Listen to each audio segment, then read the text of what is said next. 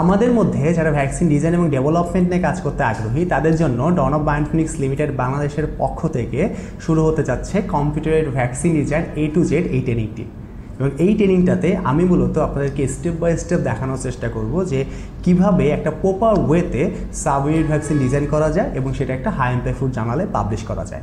মূলত আমি এই ট্রেনিংটি 4th ইয়ার মাস্টার্স এবং প্রফেশনালদের কথা মাথায় রেখে ডিজাইন করেছি, যাতে করে পরবর্তীতে এই ট্রেনিং শেষে তারা প্রপার ওয়েতে একটা থিসিস এবং রিসার্চ প্রজেক্ট কমপ্লিট করতে পারে, যেটা তার পরবর্তী গবেষণার ক্ষেত্রে অনেক বড় একটা ভূমিকা রাখবে বলে আমি মনে করি।